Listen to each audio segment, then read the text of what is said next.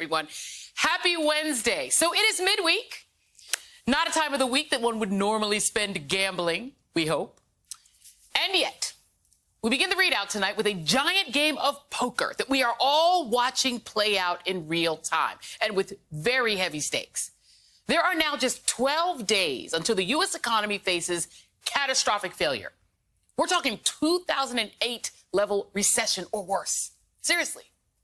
And that calamity is being teed up by multi-millionaire and corporate-backed Kentucky Senator Mitch McConnell, who today did something unusual for him in this game. He folded, offering Democrats a deal to raise the debt ceiling. But there is a catch. Per McConnell, Democrats can only do it until December, and only if they agree to use reconciliation to pay for it beyond December. Earlier today, President Biden, surrounded by business leaders who were assembled to put pressure on McConnell, said this. Let me be clear. Raising the debt limit is paying our old debts. There's nothing to do with new spending or what may be coming this year or other years. There's nothing to do with my plans on infrastructure or building back better, both of which are paid for, but they're not even in the queue right now. It doesn't have to be this way. My Republican friends need to stop playing Russian roulette with the U.S. economy.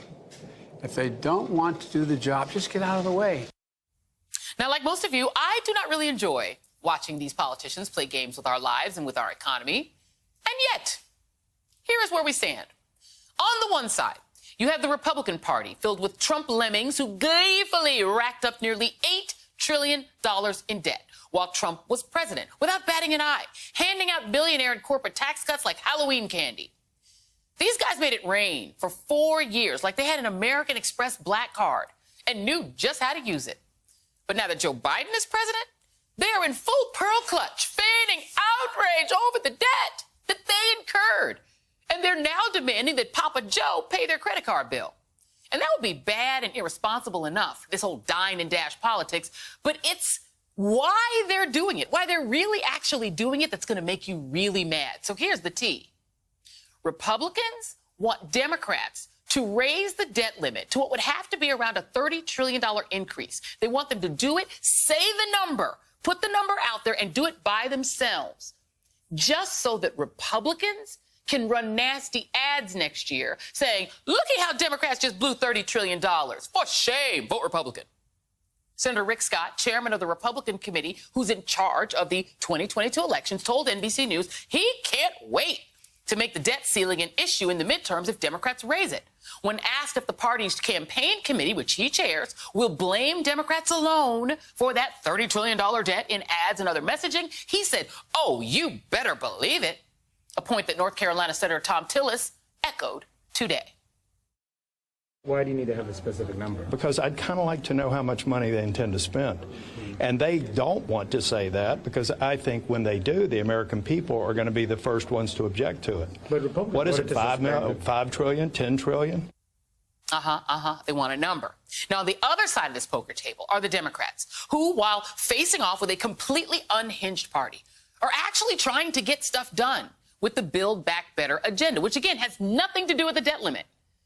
But they don't want to be punished for that while paying Trump's bills. Here is exactly what is at stake for you and 333 million of your fellow Americans. Do you rely on Social Security? Well, the Republicans' gambit could have delayed your payments. Do you use Medicare or Medicaid when you go to the hospital? Well, if Republicans had dragged this out, it could have threatened access to care. Do you get the child tax credit that Biden just passed? Well, say goodbye to that payment. Do you have your retirement funds in a 401k? Well, the markets would have freaked out, maybe tanked, and you could have lost a huge chunk of your savings. Want to take out a loan? You would have had to pay more for that loan. And finally, the Republicans were willing to stiff millions of service members, people who serve in our United States military. They would go unpaid. Remind me again why this party should be taken seriously?